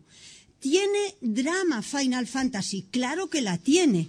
El juego tiene una historia, pero es muy difícil meterla dentro. Entonces, esto es enormemente interesante. La gente que estudia videojuegos ha visto la relación que tienen con el teatro. Yo siempre he creído que el profesor es un actor. O sea, yo hoy, antes de hablaros aquí, decía, ¿cómo voy a hacer para atraer la atención de esta gente? Por ejemplo, no sabía si ponerme de pie y me iba a poner, pero he dicho no, porque mis colegas... ¿Veis? Entonces, o sea, es como somos actores y por eso nos apasionamos. Bueno, fijaros, qué interesante. Esto, el juego, lleva implícita una visión del mundo. Eso es evidente. Y ahora los últimos desarrollos en videojuegos quieren poner en práctica lo que es la visión del mundo y llaman world building. Esto a mí me parece una visión del mundo. Si habéis visto, yo he traído aquí mi visión del mundo. Yo quería traeros, primero, una presentación coherente, y como vi que no era coherente, dije, ¿cómo voy a dar coherencia? Pues ¿sabéis qué hice para dar coherencia? Cogí y busqué cuadros, y mis imágenes son cuadros. Es una visión del mundo, porque a mí me encanta el arte. A nuestros alumnos les tenemos que transmitir nuestra visión del mundo. Por ejemplo, yo ahora enseño comunicación audiovisual. Es un reto porque la comunicación es crear y la educación son normas. Yo me siento más cómoda en la comunicación. Entonces, claro, yo tengo que analizar montones de cosas de comunicación y quieras que no, yo les estoy transmitiendo mi ideología. Yo no soy neutra. Entonces es mejor reconocerlo. ¿Qué visión del mundo lleva World of Warcraft? ¿Qué visión del mundo lleva Mario? ¿Qué visión del mundo lleva los Sims? Pues entonces este es otro elemento. Me parecía interesante esta fotografía y de hecho cuando he buscado en internet cuál era, pues si tú pones imágenes en línea te sale esta fotografía. Bueno, y esto es lo más interesante. Los juegos cuentan historias y las historias es, fijaros, frente al elemento del análisis, que el criterio de verdad es la verificación, las historias son no la verificación, sino la verosimilitud. ¿Hasta qué punto tengo yo que decirle a mi alumno que estoy en la verdad? Pues no, porque la ciencia cambia y nunca vamos a estar en la verdad. O sea, la enseñanza y el juego tienen siempre algo de historia. En esta parte os he traído imágenes que encontré ayer y me encantaron de Andy Warhol. Estos son cuentos que escribió Andy Warhol. Es para contaros cómo un elemento clave del videojuego es la historia, pero es difícil meterla. Y el siguiente, que este también me ha gustado un montón, es el personaje. ¿Quién es el personaje de mi clase? ¿Quién es el personaje de mi historia? Desgraciadamente casi siempre el profesor. Entonces, ¿cómo lograr que el personaje sea el alumno? Y fijaros, cuando busqué de dónde procedía esta foto, realmente no sé si este es el cuadro de Andy Warhol o esto es una recomposición de Internet, porque en el MoMA de Nueva York solo hay un cuadro. Me parece que con esta cara. No he encontrado el cuadro entero. No sé si es una reconstrucción. O sea, el juego tiene un personaje. Mario, SimCity es la ciudad, World of Warcraft es el rol que yo tomo cuando estoy jugando. O sea, para diseñarlo siempre hay un personaje. Y luego, lo último, ya estoy acabando, el último es que el juego tiene un espacio y un tiempo. Yo creo que como enseñantes nos olvidamos muchas veces de que hay un espacio y un tiempo. Fijaros qué interesante. Mientras en el cine la clave es el tiempo, en el videojuego la clave es el espacio. ¿Por qué? Porque en el videojuego lo que yo tengo que hacer es pasar pantallas y las pantallas representan un espacio. Este cuadro de Andy Warhol, bueno, esta es una ilustración de un cuento de Andy Warhol, me ha parecido interesante porque apelaba por un lado al espacio, ¿veis? Aquí hay una cierta manera de representar el espacio, pero también hay una sucesión en el tiempo. Entonces, en el juego es muy difícil meter la idea de tiempo. Y si queréis, esto es un reto que todavía la gente que diseña juegos tiene pendiente. Siempre tenemos algo que aprender. Y luego, por último, quería hacer una conclusión en el que os iba a poner quizá lo que tenía que haber puesto al principio. ¿Qué es gamificar? Pues gamificar es aplicar a cualquier fenómeno los principios del juego. ¿Que está mediado por la tecnología? Pues sí. Pero a mí hoy, como yo podía haberos traído una experiencia de las que hacemos en las clases, pero como son con gente de bachillerato, me ha parecido mejor traer unos principios que puedan ayudar o que puedan ayudarnos a diseñar una situación de aprendizaje desde el juego. Esos principios, desde luego, han surgido de la tecnología, no han surgido del juego, yo diría, del juego no mediado por tecnología. Y fijaros, este texto, que me encanta, este texto es de un antropólogo del año 1938, que se llama Huizinga. El libro se llama Homo Ludens, un estudio de los elementos del juego en la cultura. Esta es la definición, ahora os la leo. Pero luego, esta definición del juego es la que han tomado los diseñadores de videojuegos más potentes. Salem y Zimmerman son dos personas que han diseñado en Nueva York una escuela solo con principios de juego. Son diseñadores famosos de videojuegos y además teóricos de videojuegos. Y han cogido la definición de Huizinga para definir lo que es un videojuego. Entonces, es interesante cómo lo viejo se mete en lo nuevo y viceversa. Y fijaros qué bonito. A mí me encantaría que mi clase estuviera diseñada de acuerdo con esto. Dice, el juego es una actividad libre y consciente. El aprendizaje obviamente tiene que serlo. Que ocurre fuera de la vida ordinaria, porque se considera que no es seria. Mirad, yo recuerdo a mi colega Carmen Guici, siempre la recuerdo y lo digo 1000 veces, una profesora de psicología social aquí, que decía, Pilar, si el que enseña e investiga no se divierte, ni investiga ni aprende. Entonces, por eso quizá no es seria, aunque a veces absorbe al jugador intensa y completamente. Es ajena a intereses materiales, ojalá, y de ella no se obtiene provecho económico, no siempre. Esta actividad se realiza de acuerdo con reglas y de una forma ordenada, en unos determinados límites espaciotemporales. Promueve la formación de grupos sociales que tienden a rodearse a sí mismos de secreto. Qué pena que la investigación se rodee de secreto y exista en la propiedad intelectual. O sea, es tan triste que el conocimiento no sea libre. Dice, y acentuar sus diferencias respecto al resto utilizando los medios más variados. Y nada más, 1000 gracias por haberme escuchado.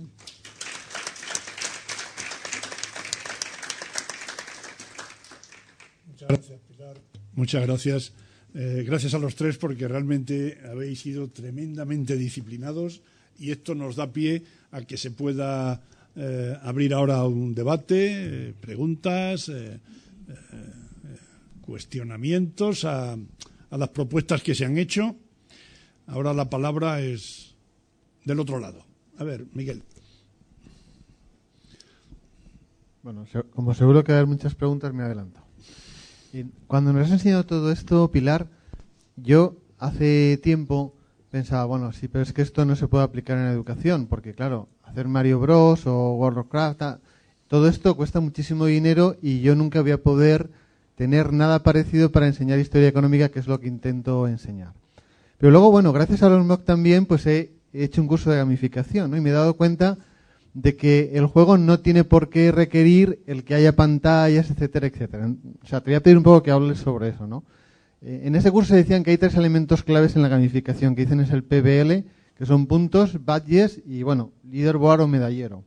Y como anécdota, me di cuenta que una cosa tan tonta como hace unos años en la universidad se ha puesto en marcha un contrato programa con departamentos, en el que se asignan unas valoraciones cuando el departamento hace determinadas cosas. Y al final del año se publica la lista de departamentos con la puntuación.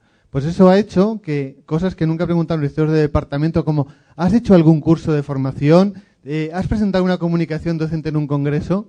Y simplemente el hecho de que eso se valora, se le asignan puntos y luego te ves reflejado, ha hecho que a ciertas cosas se puedan conseguir, ¿no? Me pareció un ejemplo muy alejado de los videojuegos, pero seguramente habrá cosas que podamos hacer sin tener que pensar en que hay que diseñar pantallas, personajes, etcétera. Este último texto que he puesto es lo que serían los principios del juego, ¿no? Y esta mañana cuando miraba, bueno, pero ¿qué es lo más importante de un juego? Bueno, yo creo que lo más importante de un juego son las reglas. O sea, eso es la clave. O sea, sin reglas no hay juego, ¿eh? Y las reglas implican, por una parte, objetos y por otra parte, personajes. Las reglas relacionan los dos elementos, los personajes y los objetos, cómo se mueve la gente. Pero la clave está en que ambos mantienen un reto. Entonces, ese reto hay que salvarlo. Esa es la clave del juego, el reto. Entonces aquí está eso que me decía Jenkins y el tema tan complicado de la motivación externa y interna. Porque claro, si yo, por ejemplo, vamos a poner el mismo ejemplo que tú has puesto, a una persona se le dan premios. Eso es una motivación externa.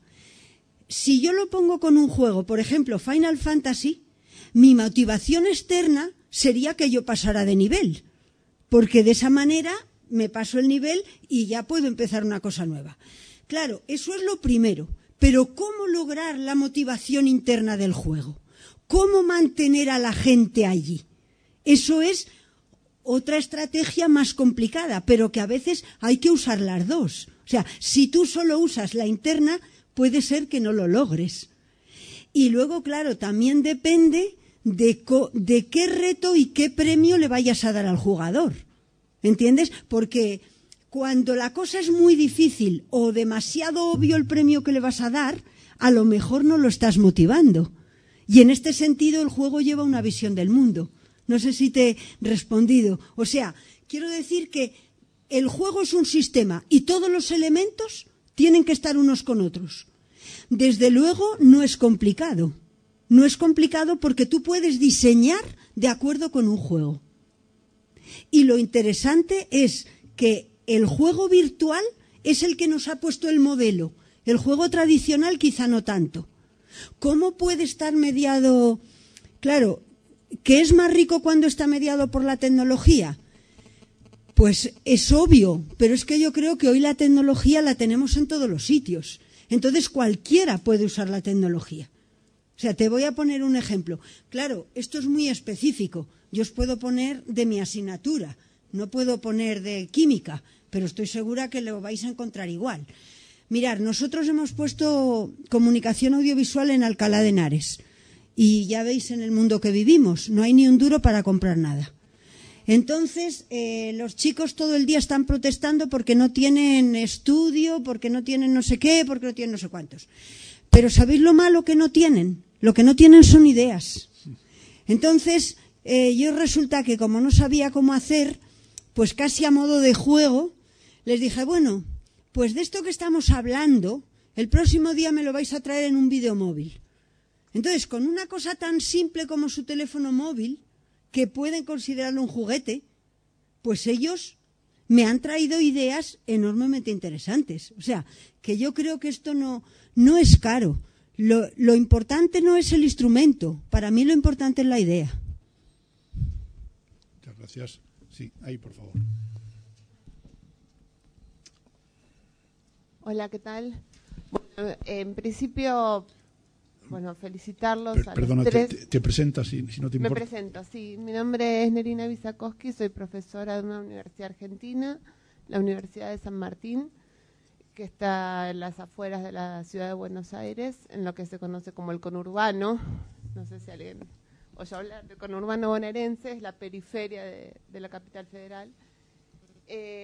Bueno, es una universidad relativamente nueva, digamos, está cumpliendo 20 años y recién empieza a tener sus primeros desarrollos tecnológicos, así que uno de los motivos por los cuales estoy aquí es para conocer el modelo de la UNED, así que estas jornadas me han venido casi como un regalo divino.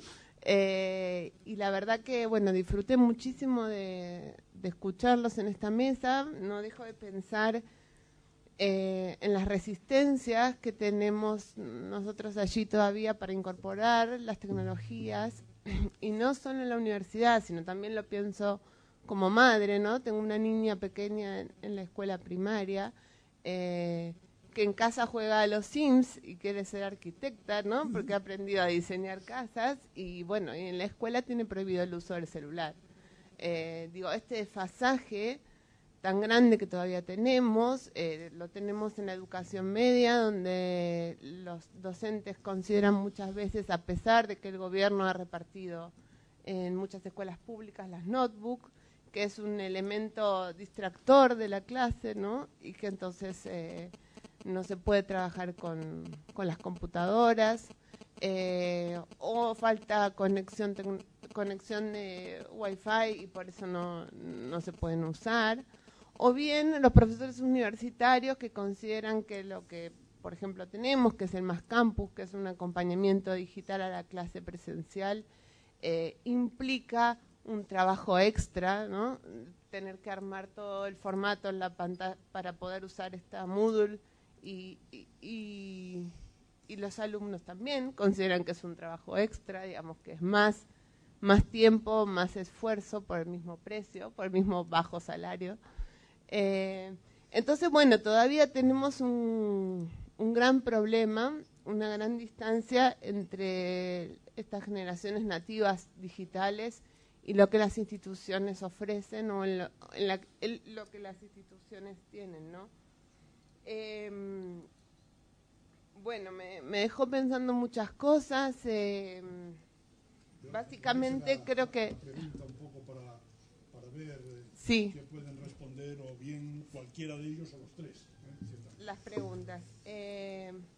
Bueno, ¿cómo... dos cosas, ¿no? Esto de la flip clase, ¿no? Que y la pasión del docente como actor, esa adrenalina que tiene cuando da la clase, ¿no? ¿Cómo pueden ustedes dos compatibilizar esta tensión allí, por un lado? Y a Marta preguntarle, bueno, ¿qué se dice en estos documentos de la UNESCO o lo que hayas visto con respecto a una cuestión que se habla ahí en Argentina también, que es la deformación idiomática que el escribir todo el tiempo, digamos, con el celular está ocasionando, ¿no? Bueno, eso, gracias y disculpa por el tiempo. ¿Respondes tú primero? Sí. Bueno, respecto a los nuevos lenguajes de comunicación, decir que eso es una cosa que no podemos parar, no podemos hacer nada respecto a eso. Lo que sí podemos hacer es, por ejemplo, con nuestros alumnos, los que tenemos en la universidad, que no haría falta, pero a mí sí me ha pasado alguna vez que he tenido que llamarles la atención, porque claro, los canales ellos tienen que ser conscientes del canal que están utilizando cuando se comunican. Si están en la universidad no pueden utilizar este lenguaje. El lenguaje que se utiliza en los móviles se llama TextSpeak. Tiene un nombre y es como abreviar, realmente recortar, cambiar consonantes, suprimir vocales, suprimir de todo, ¿no? Eso no lo podemos cambiar porque son nuevas formas de comunicación y eso ha venido para quedarse, ¿no? Como dice Jenny Roca, que las redes están aquí para quedarse. Pues yo pienso que este TextSpeak también ha venido para quedarse y no debemos interferir en él. Lo que sí debemos es concienciar como padres, madres, también en la escuela, en cualquier tipo de ámbito, que hay diferentes canales de comunicación y en un canal académico, en un ámbito académico, no se puede utilizar ese lenguaje. Es como el lenguaje más formal o informal. No tiene más problema que ese. No es un problema tampoco, pienso yo, tan grave. Claro que la gente así como más académica y así, pues probablemente yo provengo del campo de la filología y estaría muy de acuerdo que lenguajes, pero también están emergiendo otras formas de comunicación que comunican, transmiten mensajes muy poderosos y eso la tecnología pues ayuda también a que esos mensajes realmente pues transmitan emociones, transmitan pasión, transmitan muchísimas otras cosas que el simple texto no puede, ¿no? Gracias. De nada. La integración, yo creo que todo lo que estamos hablando en la mesa y es integrable, metodología, tecnología, etcétera. En nuestra parte, el juego normalmente también se suele utilizar dentro de esa parte de los deberes. en el trabajo equipo que estamos haciendo nosotros hay metas, hay personajes, hay roles que vas adquiriendo y bueno, pues todo eso coincido en que lo importante es tener claro esas cosas. Después ya la herramienta que es un juego, que es un trabajo en equipo o que es algo que te inventas tú de palabra para que los alumnos vayan haciendo, eso da igual, pero en ese sentido sí que es muy integrable junto con la tecnología móvil, evidentemente también.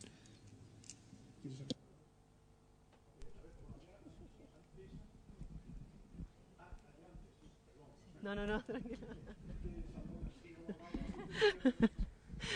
Muchas gracias. Mi nombre es Marcela González, soy profesora de psicología de aquí de la casa y muchas gracias por la excelente mesa en la que nos habéis brindado. Y tengo unas pequeñas reflexiones, yo creo que a la mesa en general y en algunas cosas particulares, y voy a tratar de ser muy breve. Con respecto, en relación a la ponencia del profesor Fidalgo, a mí me da la sensación de que en la UNED tenemos un modelo que le hemos llamado de otra manera, pero que pareciera ser bastante flip teaching. Por aquello de que nosotros en las tutorías, un modelo de tutoría es aquella en que el alumno trae el material preparado y en la tutoría lo que haces es motivar y dinamizar un trabajo, ya sea reflexivo, ya sea de elaboración, sobre ese contenido. Entiendo que no todas las tutorías tienen la misma estructura, pero dentro de las tareas que hacemos en tutoría me siento muy reflejada con ese modelo. Yo no lo conocía con este nombre y de pronto me es absolutamente coherente. También en el modelo de utilizar distintas metodologías como trabajo grupal, talleres, discusión, foros, debate, etcétera, que es un poco como, claro, es lo contrario de la cátedra de arriba abajo, ¿no?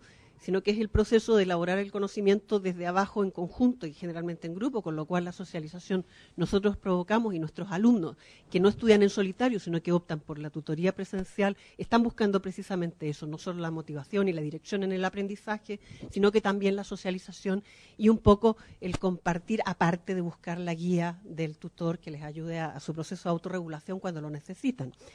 En ese sentido, yo creo que la UNED tiene un bagaje muy antiguo, de mucha experiencia, que hemos ido como acomodando los constructos nuevos.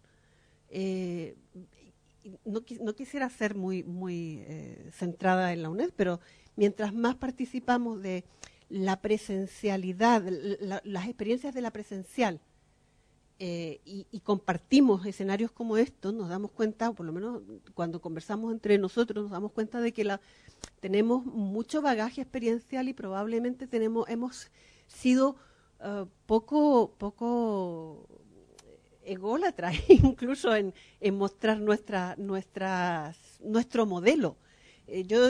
A mí me gusta decir que cuando las tecnologías irrumpieron, dignificaron la educación a distancia, porque la educación a distancia cogió otras metodologías, pero eran lo mismo, solamente cogió otro canal.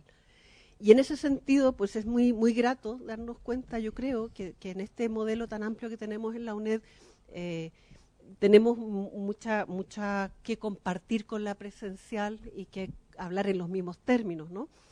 Eso por una parte. Y otra parte me parecía muy relevante, era la reflexión acerca de la evaluación. Y la opinión que yo tengo, no sé qué piensa la mesa al respecto, pero la evaluación pareciera ser el gran escollo con el cual nos encontramos. Porque por una parte, tenemos mucho material, tenemos muchas metodologías, tenemos mucha tecnología y tratamos de hacer mucha metacognición con los alumnos y que sean muy autorregulados y que elaboren su propio conocimiento. Y sin embargo, cuando llegamos a evaluar, les evaluamos lo que dice el libro, lo que decía el vídeo, lo que decía el contenido. Y no logramos realmente saber con evidencias si han aprendido realmente o no lo que nosotros pretendíamos. Yo creo que ahí tenemos una tarea que no logramos hacer y constantemente en los congresos nos sale esta última reflexión. Y brevemente, en relación voy a sintetizar con otra reflexión porque tampoco me quiero alargar. La verdad es que me encantaría conversar horas con vosotros porque yo creo que estamos en una mesa muy rica, pero creo que siempre estamos con una disyuntiva adelante y es lo que la innovación propone en educación y lo que el sistema da como educación. Y donde lo vemos más claro, creo yo, es en la educación secundaria y en la primaria. Estamos hablando de elaborar y agilizar procesos metacognitivos en los estudiantes, y realmente con lo que nos encontramos es que lo que se da, se evalúa y se premia y se cuenta es el contenido. Y estamos o metacognición o contenidos. Y la dupla de hacer ambas cosas y conseguir que el cerebro ese sea pensante con unas buenas estrategias metacognitivas, con unos contenidos que le permitan ser un personaje reflexivo y crítico, incluso con el conocimiento, no lo estamos logrando. Porque tenemos mucho pie cargado en la tarea de entregar contenidos y evaluar contenidos, mientras nosotros aquí hablamos de otra cosa. A mí siempre me genera esta sensación de decir, pues estamos como en una burbuja, ¿o qué pasa? Porque yo no tenemos muchas veces, yo no sé si compartís conmigo esta opinión, pero yo no tengo la sensación de que los alumnos, de que estemos formando, lo digo como profesora y lo digo como madre, que haya una potenciación a nivel del resto de los niveles educacionales, y no sé si nosotros, acerca de generar mentes pensantes, mentes críticas, y donde haya de verdad una libertad de pensamiento y de reflexión, más allá de los contenidos. Creo que en esa disyuntiva optamos más por los contenidos. Perdón, no sé qué opináis. Gracias. Muchas gracias. Rogaría, ha sido interesantísima tu intervención, pero rogaría a ver si las podemos abreviar más con el fin de que pueda haber más intervenciones. La mesa tiene la palabra. Quizás mejor, ¿os parece? Tomáis nota. Quizás así pudiera haber. A ver, la siguiente tú, por favor. Sí, allá. Un segundín, te llevan el micro. Aunque ya te conocemos, pero si eres tan amable, dices quién eres.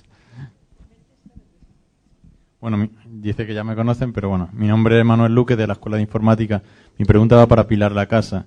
Me sentí muy identificado con su presentación porque yo reconozco que he estado un poco adicto a ciertos juegos en Internet y me he interesado por aprender muchísimo, precisamente incluso de mi propia formación o profesión, como es informática.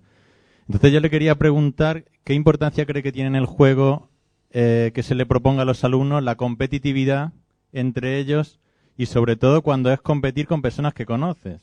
Yo, por ejemplo, en Internet tengo la posibilidad de jugar a juegos con personas a lo mejor que están en Argentina, que están en Estados Unidos, pero a mí lo que me resulta más motivador es poder jugar con amigos míos, por ejemplo, compañeros de carrera de Málaga, y tener esa satisfacción de decir, bueno, voy a jugar, me voy a interesar y voy a ganarles a ellos, ¿no? Entonces quería saber si esto, cuando el docente prepare juegos, por ejemplo, en el curso virtual, habría que tenerlo en cuenta, ¿no? El formar grupos a lo mejor de personas que se conocen entre ellos. Entonces, bueno, no sé, quería conocer su opinión. De acuerdo. Gracias. De acuerdo. Antes había una mano que se levantó por allá, pero yo creo que ya no ha hecho más intentos y no la ubico bien. En todo caso, Ángeles. Pues nada, muchas gracias a todos. La verdad es que, bueno, pues eso ha sido una delicia y una sesión tremendamente estimulante. Como organizadora, pues de alguna manera la razón de estar aquí es justamente cómo traer todas estas cosas y cómo trabajarlas en nuestro modelo, ¿no? Evidentemente. Y ahí pues quería un poco insistir en la misma dirección que ha hecho Marcela, que justamente la razón de que Ángel esté aquí es reflexionar y darnos cuenta que un poco el modelo que se viene proponiendo de tutoría, con mayor o menor éxito, pero un poco es esa idea. Es decir, que estamos convergiendo en un modelo de aprendizaje que en la UNED en estos momentos empieza a sentirse también pues cómoda en el sentido de compartir, ¿no?, las experiencias de otras universidades, porque bueno, pues gracias a las tecnologías lo que se propone es tener buenas grabaciones de calidad, que es lo que intentamos promover entre nuestros docentes, es decir, con nuestro centro de medios profesionales, el CEMAB, cada uno desde su ordenador, pero tener buenas grabaciones de calidad de los responsables de los equipos docentes y, por supuesto, cambiar el modelo de tutoría, es decir, hacia un modelo de tutoría que no sea lo que venía siendo siempre lecciones magistrales más o menos en 60 centros asociados, sino bueno, pues promover que los tutores, gracias a las orientaciones de los equipos docentes, hagan una tutoría activa, basada en resolución de dudas, en trabajo colaborativo en el aula y también en línea. Y si eso puede quedar grabado para todos los que no pueden ir a los centros asociados, mejor. Así que cuando vimos todo este concepto de flip teaching y clase invertida, como que nos sentimos totalmente identificados y dijimos, bueno, podemos hablar un lenguaje cada vez más común y además compartir recursos, ¿no? Así que muchas gracias. ¿Hay alguna pregunta más para ya responderlas todas en bloque y finalizar la sesión? No hay ninguna más. Bueno, pues entonces damos paso a la mesa, a las respuestas, en el orden que queráis. ¿Quién se anima? Pilar, venga. Tenía dos cuestiones. Una primera en relación con esto último que ha dicho Ángeles. Yo querría insistir aquí en que lo último que yo he estado leyendo insiste en que la gente cada vez diferenciamos menos el mundo real y virtual. O sea, antes se decía, la gente vive en el mundo real y virtual. Y ahora, bueno, pues acabo de leer 2 o 3 libros sobre este tema. Uno que se llama Alone Together, que viene a decir que la gente vive en los dos mundos. Y yo os tengo que decir que cuando más feliz soy es cuando puedo estar en Internet prescindiendo absolutamente del mundo real. Y no sé si vivo en el mundo real o en el mundo virtual, pero estoy todo el rato conectada hasta llegar a la calle y decir, pero esta gente no está conectada. Con esto quiero decir que creo que esto es muy interesante cuando se trata de hablar de enseñanza a distancia, porque si esto fuera así, pues entonces la presencialidad queda muy diluida, porque tú estás en relación con otra gente a través de un mundo y que no es el contacto directo. Pero claro, eso exige que seamos creativos y que tengamos buenos instrumentos para mediar, porque claro, yo me conecto a páginas web que me interesan, a periódicos realmente interesantes, con el Flipboard que me plantea la información de otra manera. Todo el rato exploro información nueva. Entonces, claro, si eso no lo tenemos, pues ¿qué va a ser la enseñanza a distancia? Pero creo que podemos hacerlo, ¿no? Y en relación con lo que tú dices, yo creo que eso es un reto enorme. Y entonces, claro, siempre está detrás la ideología, porque hay gente que prefiere más competir y gente que prefiere más colaborar. Por ejemplo, el juego este juego de Spore, que lo habrás visto, es ya viejo, de Electronic Arts, pues planteaba la evolución con las dos estrategias. Entonces, ¿qué nos dicen los trabajos? A mí me da la impresión que lo que nos dicen los trabajos es que lo bueno es combinar todo.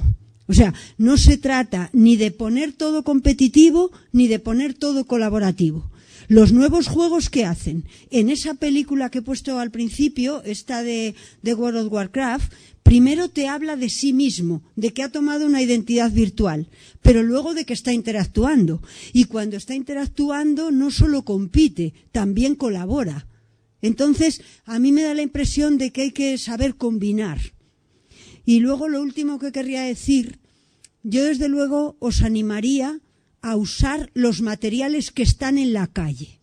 O sea, por mucho que queramos hacer buenos manuales, buenas cosas, nunca vamos a poder competir con el dinero que se gastan las empresas comerciales. O sea, mirar, los serious games ya no tienen mucha tira. ¿Por qué? Porque hay 3 o 4 buenísimos que han hecho en el MIT con unos recursos enormes. ¿Por qué no usamos otros juegos que son comerciales? O sea, yo de verdad, y cine y mil de cosas que están en la calle y que no valen nada, o que los alumnos las tienen. Yo eso sería mi apuesta, porque en estos tiempos de crisis, y aunque hubiera abundancia, ¿por qué gastar otra cosa? No sé. Gracias. Bueno, yo para contestar a la compañera de la UNED, que antes nos hablaba de innovación y de evaluación, decir respecto a la innovación que generalmente la innovación, eso es sabido por todos, proviene siempre de los márgenes. Yo siempre cuento que cuando por primera vez escuché hablar de esto que se llama Mobile Learning y lo dije en mi universidad, me dijeron que ya me podía olvidar del asunto porque eso no estaba dentro hace 7 u 8 años, cuando todavía no era tan... Me dijeron, no, es que esto no tiene futuro, ¿no? Entonces, siempre hay que pues batallar, luchar y después pues ya llegan los resultados, ¿no?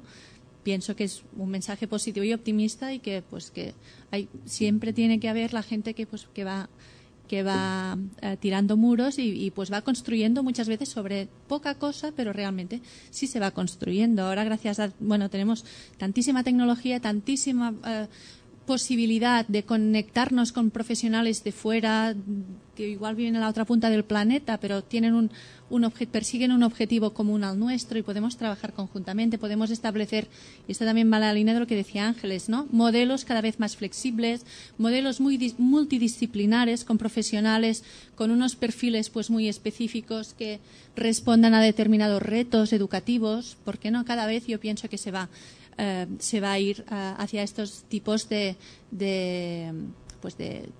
equipos y de fórmulas o modelos nuevos de trabajo. Respecto a la evaluación, pues yo lo he dicho 2 o 3 veces a lo largo de la presentación, es básico que monitoricemos, que parametricemos todos los procesos y que sepamos ser capaces de extraer datos que nos puedan servir para construir de forma científica auténticos modelos y buenos modelos que después sean escalables también. Si no podemos llegar a esta escalabilidad, casi nos sirve de mucho lo que podamos hacer, ¿no? Si realmente hay modelos que nos aportan pues buenos resultados o resultados pues notables que otros profesionales, otros compañeros podrían tener en cuenta. Y después, ya para cerrar el tema, hablar de algo que ayer fue como... ayer se habló muchísimo a lo largo de toda la mañana, que fueron los Learning Analytics, que también cada vez más, en un futuro no muy lejano, pues cada vez van a tener más peso en los procesos de enseñanza y aprendizaje. Básicamente, que ya sabéis todos que consisten en evaluar estas reacciones, evaluar estas nuevas formas en que el alumno aprende, que quizás tampoco conocemos mucho de ello, pero sí tenemos unas herramientas que nos permiten hacer un seguimiento de cómo se lleva a cabo este proceso de aprendizaje mediante estas tecnologías, a veces disruptivas, a veces las tecnologías con las que contamos, y realmente eso nos tiene que ayudar a desarrollar modelos pues realmente potentes. Muchas gracias, Ángel. Lo que hemos hablado de si la UNED se siente más identificada con modelos, la formación a distancia y presencial pues tienen problemas característicos, problemas comunes. En la formación a distancia, una de las características que hemos tenido son las barreras físicas y reales que suponía la distancia hace unas décadas. Entonces, la tecnología siempre en los entornos abiertos se ve como una evolución, un rompebarreras.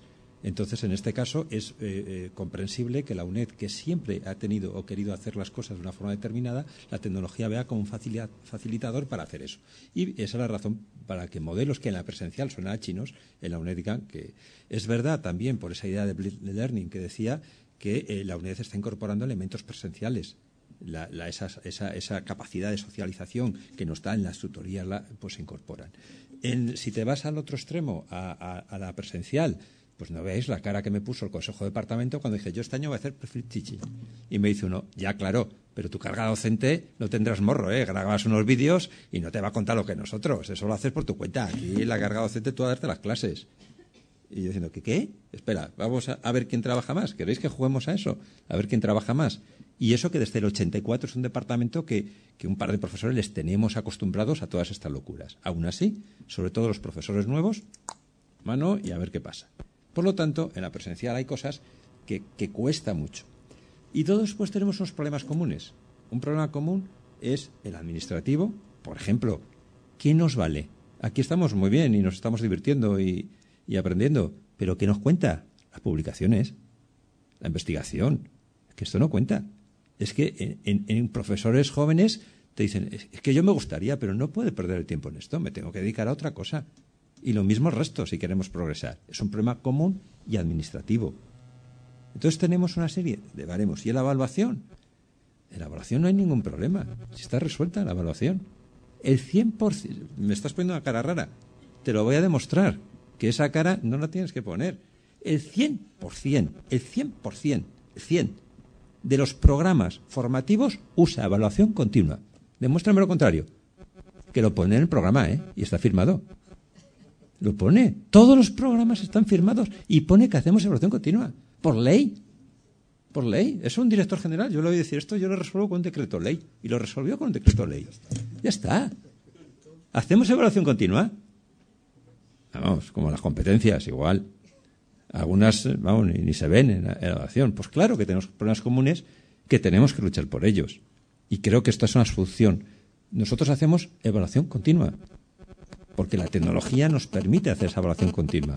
Y ahí esa barrera que os decía, ese problema común lo tenemos a distancia y presencial. Y ahí claro que podemos, el blended learning que decía. Entonces, bueno, yo creo que en este aspecto, pues no solo tenemos que tener una visión, sino que tenemos que integrarlas. No solo tenemos problemas que dependen de nosotros o de tecnologías que son administrativos y políticos, ¿no? Gracias. Pues, muchas gracias, Ángel. Muchas gracias, Mar. Muchas gracias, Pilar, por haber venido de fuera de esta casa pues a ilustrarnos, a que si somos capaces en la UNED lo intentemos hacer un poquito mejor y que, sobre todo, los que estamos empeñados en estas cosas, esta gente rara que somos los pedagogos, que estamos empeñados en la innovación, hay otros colegas que no están empeñados en eso, bueno, los que estamos empeñados, que de alguna manera se vaya viendo la luz al final del túnel y con vuestras aportaciones ciertamente creo que podemos seguir avanzando. Muchas gracias a los tres y gracias a vosotros por esto.